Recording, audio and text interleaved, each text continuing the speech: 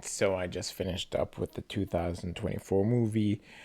I saw the TV Glow. Now, this movie, I have to admit, is pretty decent. I enjoyed the color palette. The visuals for this movie were pretty decent. They were like spot on. They were to my liking. They were decent.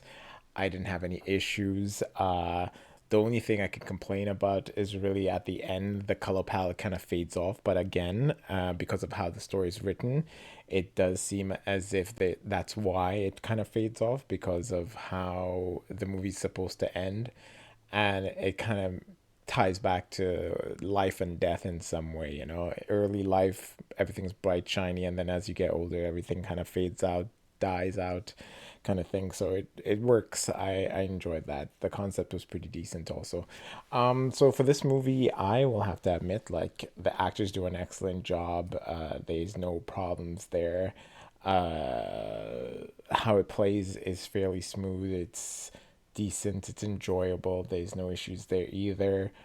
Overall, it was really enjoyable. This movie leaves me with a little bit of a eerie feeling, the movie Get Out. I'm not too sure if there were a lot of people who actually got an eerie feeling after watching Get Out that stuck with you. It lingered a little bit. This one also has that same kind of feel because it's one of those where reality is reality real or it isn't kind of thing, and it was cool. It was pretty enjoyable. There's no problems there when it comes to that. The concept was good for this one.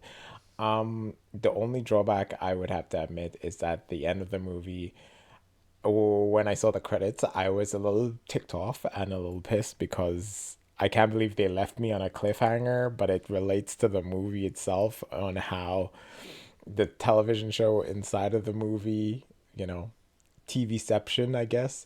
It kind of leaves off because they're left on a cliffhanger, and we're also left on a cliffhanger too. So it's kind of it's kind of fitting, but at the same time, a little bit of a little bit of a piss off because I literally watched through the whole entire credits just to see if there was something else at the end, just to finish up the movie. So yeah, there was nothing. So yeah, a little disappointed about that, but still, it's a pretty decent, enjoyable movie. There's no problems there.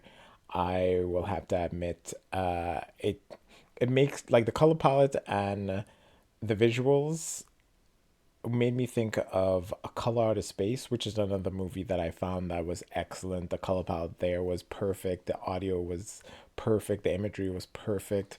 In that movie, there was quite a bit of perfection in there. This one doesn't have like the perfect audio, but the visuals and the color palette excellent for this movie. So there's no issues there. But yeah. So in the long run, this movie's gonna get a 4 out of 10 in the must watch category by my standards. I'm not too sure if a lot of people are gonna enjoy it because maybe not everyone sees the same kind of visuals, have the same kind of stimuli when it comes to color. But yeah, this one definitely has it. It was just practically perfect in my book. I wish the story was a little better. The dialogue could have been worked on a little more, but at the same time, it was pretty decent for this movie. So yeah, there's no issues there. So overall, yeah, this one deserves its 4 out of 10 in the must watch category. I definitely want to know if anyone else got the eerie feeling that I got from watching this movie. So yeah, let me know. Anyways, yeah, that's about it for this one.